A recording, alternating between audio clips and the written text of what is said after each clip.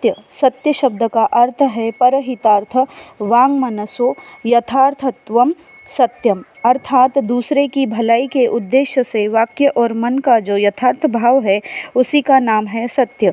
याद रखना चाहिए कि सत्य शब्द के लिए अंग्रेजी में कोई शब्द नहीं है। अंग्रेजी में जिसको ट्रू या ट्रुथ कहते हैं, संस्कृत में उसे रुत कहते हैं। साधक को रुत का पालन करने के लिए नहीं कहा जाता, सत्य का अनुसरण करने के लिए कहा जाता है।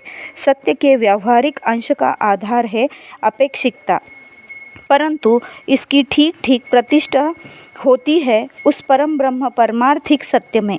इसीलिए ब्रह्म को सत्य स्वरूप कहा जाता है। सत्यम ज्ञानमनंतम ब्रह्म। यद्यपि साधक का लक्ष्य वही परमार्थिक सत्य है, किंतु उस साधक को जीवन में सदा अपेक्षिकता को लेकर कारोबार करना पड़ता है। मनुष्य विचार करने वाला जीव है, इसीलिए जहाँ जैसा करना उचित है अथवा जैसा करने में मनुष्य का कल्याण हो वैसा करने का सामर्थ्य कुछ न कुछ हर मनुष्य में है। साधना जगत में वैसा ही कुछ करने, बोलने या विचार करने को सत्य कहा जाता है। मान लो कोई मनुष्य डर से दौड़ता हुआ तुम्हारे पास आया। वह दोषी है या निर्दोष तुम्हें नहीं मालूम था। तुम जानते हो कि वह निर्दोष है। उसके पीछे पीछे उसको दंड देने के लिए एक भयानक शक्तिशाली मनुष्य आता है।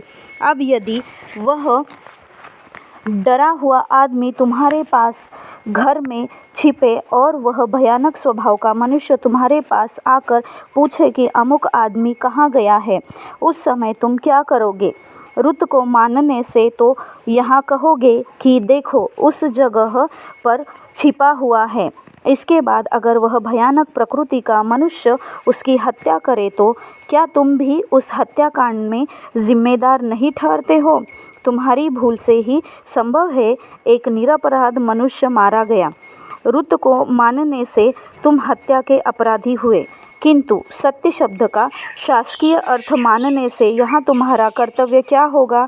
तुम्हारा कर्तव्य है कि उस मनुष्य का पता न देकर उसकी भलाई के लिए उस आक्रमणकारी को उल्टा रास्ता दिखा देना, जिससे आश्रित मनुष्य निर्भय होकर सुरक्षित स्थान को लौटा जा सके।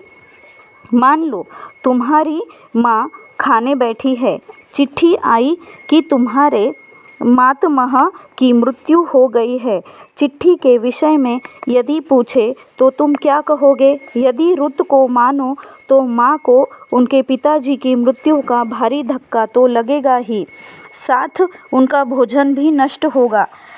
यहाँ तुम्हारे लिए तो यही अच्छा होगा कि तुम कह दो कि ननिहाल में सब लोग कुशल से है।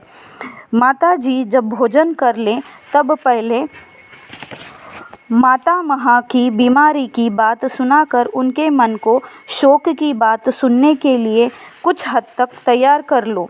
उसके बाद मातामह की मरने की बात सुनाओ। इसमें पहले तो बहुत झूठी बातें अपनानी पड़ी, किंतु इसके फलस्वरूप सत्य का ही पालन हुआ।